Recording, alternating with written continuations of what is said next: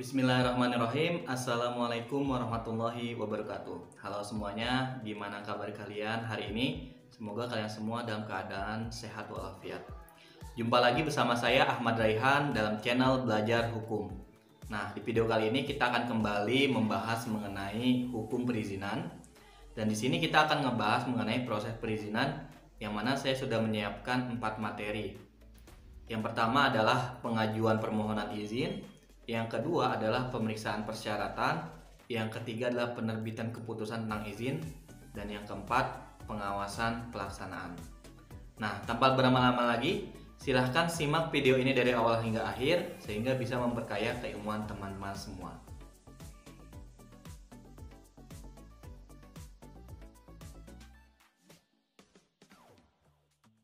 Baiklah teman-teman semua, masuk ke dalam materi pertama. Tetapi sebelum kita masuk ke materi pertama, saya ingin kembali lagi mengingatkan bahwasanya di dalam sebuah proses perizinan ini mencakup 4 aspek atau 4 hal. Yang pertama adalah pengajuan permohonan izin yang dilakukan oleh pemohon kepada instansi yang akan memberikan izin.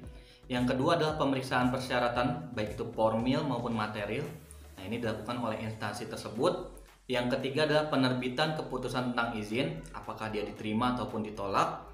Ini dilakukan oleh instansi pemberi izin kepada pemohon yang memohonkan izinnya. Yang keempat adalah pengawasan pelaksanaan izin yang dilakukan pengawasannya oleh instansi tersebut kepada pemohon yang telah diberikan izin oleh instansi tersebut. Nah, di materi pertama ini kita akan membahas mengenai pengajuan permohonan izin. Biasanya di dalam surat permohonan terkait dengan izin itu ada beberapa hal yang harus dicantumkan. Yang pertama adalah identitas pemohon atau kuasanya, ya. Ini biasanya dengan menggunakan KTP atau juga biasanya menuliskan nama dan juga nomor KTP-nya. Yang kedua, materi izin tertentu adalah materi izin yang akan dimohonkan oleh si pemohon ini kepada instansi yang terkait. Kira-kira apa yang mau dimohonkan? Yang ketiga adalah lokasi dan juga waktu. Lokasinya di mana izin tersebut akan dimintakan atau akan dilakukan kegiatannya di mana, kemudian waktunya kapan, berapa lama kegiatannya. Yang keempat adalah tanggal pengajuan permohonan izin. Kira-kira tanggalnya kapan dia dimohonkan. Karena biasanya itu ada perizinan-perizinan yang memang ada tanggal dan waktu tertentu saja untuk dimintakan izinnya. Yang kelima adalah kelengkapan persyaratan perizinan, baik itu formil ataupun material. Nah, kelengkapan-kelengkapan ini biasanya agak berbeda-beda tergantung dari si instansi yang memberikan izin. Biasanya, ini formulir itu biasanya sudah disediakan oleh pihak yang memberi izin. Contoh kalau misalkan teman-teman semua datang ke tempat pembuatan SIM atau Samsat, itu sudah ada formulir yang diberikan kepada teman-teman untuk diisi. Atau ketika teman-teman ingin mengurus yang namanya misalkan perizinan guna bangunan, maka itu sudah ada formulir yang teman-teman harus isi. Akan tetapi kalau misalkan pemohon tidak menggunakan format atau formulir yang tidak diberikan sesuai dengan yang diberikan oleh pihak yang memberikan izin, maka ini bukan menjadi sebuah alasan dari penolakan izin tersebut. Biasanya kalau misalkan tidak sesuai dengan formatnya, maka instansi yang memberikan izin tersebut harus memberikan format yang benar kepada pemohon tersebut, bukan ditolak tetapi diberikan format yang benar untuk diperbaiki.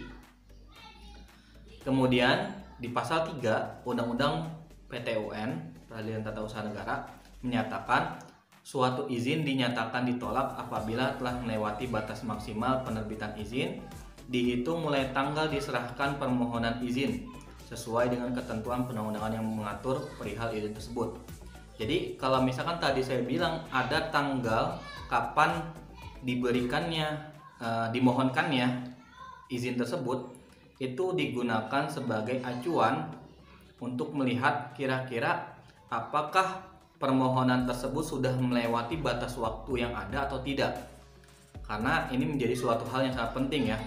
Soalnya di sini ada 2 undang-undang yang mengaturnya, yang itu Undang-Undang Nomor 3 Undang-Undang PTUN dan juga Undang-Undang Nomor 30 Tahun 2014 tentang Administrasi Negara.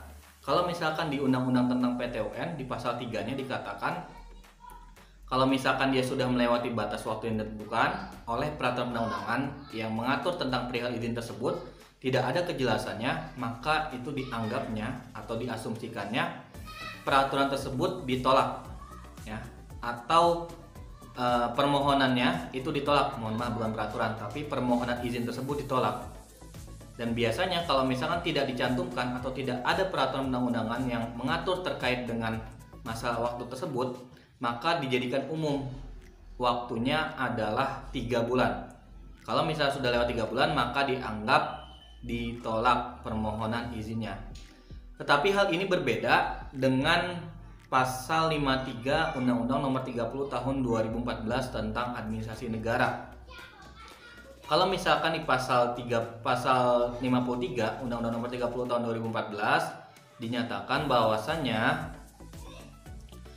kalau misalkan permohonan tersebut sudah melewati batas waktu yang seharusnya dikeluarkannya keputusan terkait dengan perihal permohonan izin tersebut, maka ini dianggap diterima ya. Jadi bedanya adalah di sini.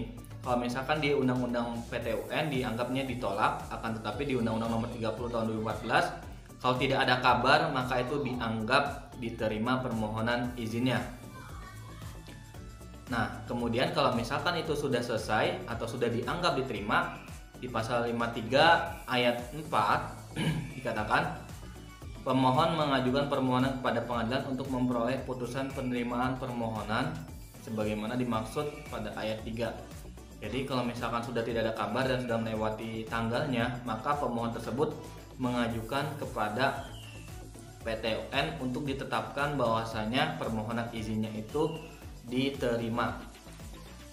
Jadi konsekuensinya dari Undang-Undang Administrasi Pemerintahan ini, Undang-Undang Nomor 30 Tahun 2014 adalah apabila permohonan izin tersebut telah melewati batas waktu yang ditentukan dan tidak direspon juga, maka akan dianggap telah menyetujui permohonan izin tersebut. Jadi itu mengikuti juga oleh peraturan perundang-undangan yang mengenai perizinan tersebut berapa lama waktunya.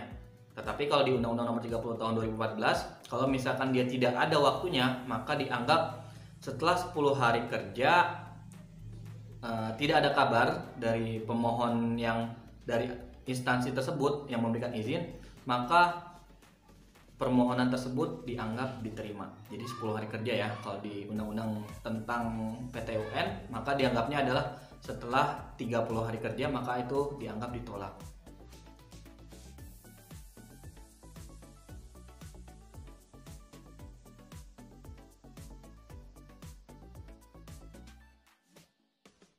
Baiklah, untuk materi kedua yaitu adalah pemeriksaan dari syarat formil maupun material. Nah, seperti yang tadi dijelaskan bahwasanya pemeriksaan ini dilakukan oleh instansi yang berwenang untuk mengeluarkan terkait izin yang dimohonkan. Jadi instansi berwenang tersebut nanti akan memeriksa persyaratan-persyaratan tersebut, baik itu persyaratan formil ataupun material. Persyaratan formil ini seperti contohnya adalah identitas pemohon dan lain-lain ya. Sementara persyaratan materialnya seperti isi perizinannya, lalu kelengkapan data, kelengkapan hal yang dibutuhkan untuk perizinan tersebut. Apabila ada kekurangan syarat formil, maka permohonan izin ini akan dikembalikan kepada si pemohon untuk dilengkapi ya. Contoh misalkan kurang NPWP-nya, kurang KTP-nya, maka ini dikembalikan saja kemudian diminta untuk dilengkapi. Tetapi kalau misalkan ada kekurangan syarat material, maka permohonan ini akan ditolak ya. Karena memang tidak sesuai dengan perizinan yang akan dimintakan izinnya atau dimohonkan izinnya. Maka kalau ada kekurangan material, dia akan ditolak, dan kalau ada kekurangan formil, dia akan dikembalikan untuk diminta melengkapinya. Kemudian pemeriksaan persyaratan ini baik itu formil ataupun material biasanya dilaksanakan dalam jangka waktu tertentu yang diketahui oleh pemohon, dan ini juga biasanya sudah diatur oleh peraturan yang mengenai permohonan izin yang akan dimintakan. Dan terakhir, terkait dengan persyaratan pemeriksaan syarat ini, semakin kompleks materi yang dimohonkan izinnya, maka waktu prosesnya akan semakin lama. Tetapi semakin sederhana materi yang akan dimintakan izinnya, maka akan semakin cepat prosesnya. Karena memang membutuhkan waktu yang lama untuk memeriksa persyaratan-persyaratan yang kompleks. Demikian.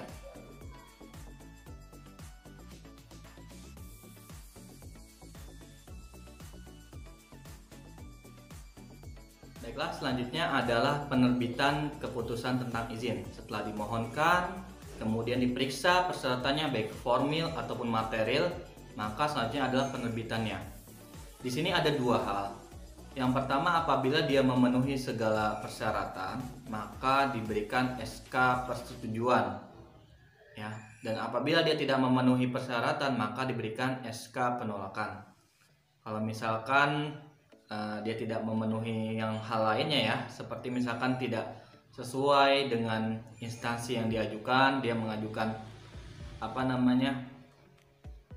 dia mengajukan surat izin mengemudi ke tempat BPN, Badan Pertanahan Nasional, maka ini akan dikembalikan ya, atau tidak diterima. Tapi kalau misalkan dia sesuai dan sudah diperiksa syarat formilnya ataupun materialnya, maka akan dijadikan SK persetujuan apabila memenuhi, dan apabila tidak memenuhi maka akan diberikan SK penolakan.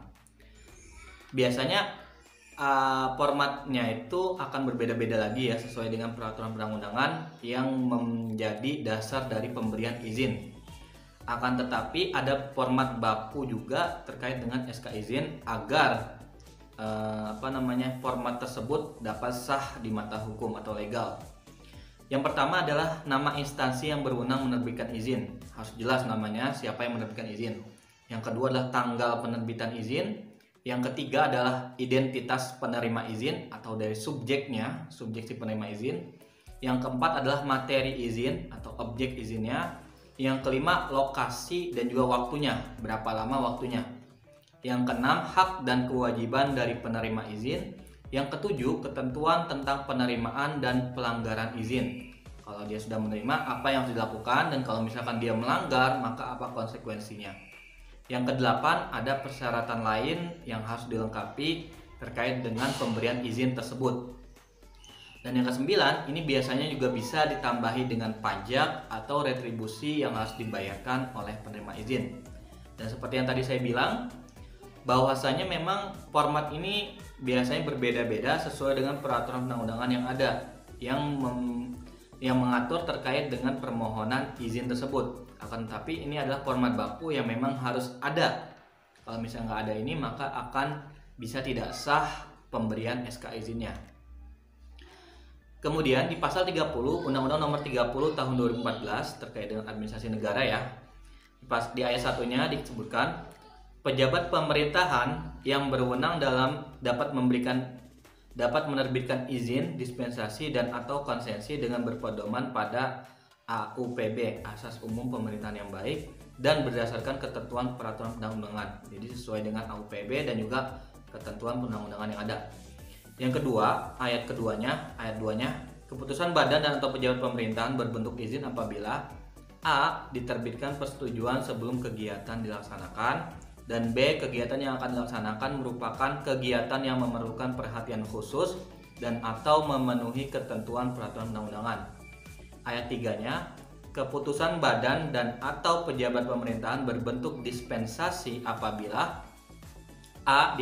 diterbitkan persetujuan sebelum kegiatan dilaksanakan, dan B. kegiatan yang akan dilaksanakan merupakan kegiatan pengecualian terhadap suatu larangan atau perintah. Dan ayat 4-nya, keputusan badan dan atau pejabat pemerintahan berbentuk konsensi apabila A. diterbitkan persetujuan sebelum kegiatan dilaksanakan, B. persetujuan diperoleh berdasarkan kesepakatan badan dan atau pejabat pemerintahan dengan pihak badan usaha milik negara, badan usaha milik daerah dan atau swasta lainnya. Dan C. kegiatan yang dilaksanakan merupakan kegiatan yang memerlukan perhatian khusus. Pada ayat 5-nya disebutkan izin, dispensasi atau konsensi yang diajukan oleh pemohon wajib diberikan persetujuan atau penolakan oleh badan dan atau pejabat pemerintahan paling lama 10 hari kerja sejak diterimanya permohonan, kecuali ditentukan lain dalam ketentuan perundang-undangan. Ayat 6-nya disebutkan izin dispensasi atau konsesi tidak boleh menyebabkan kerugian negara.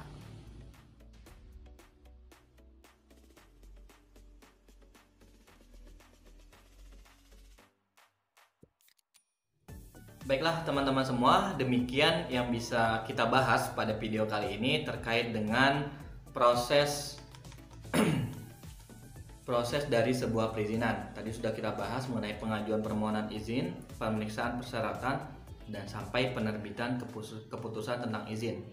Lalu untuk pengawasannya nanti akan kita buatkan video lain terkait dengan pengawasan pelaksanaan izin. Jadi kalau misalkan ini bermanfaat untuk teman-teman, jangan lupa like, comment, share, and subscribe konten YouTube ini agar bisa lebih banyak menghasilkan konten-konten YouTube yang lebih bermanfaat juga tentunya.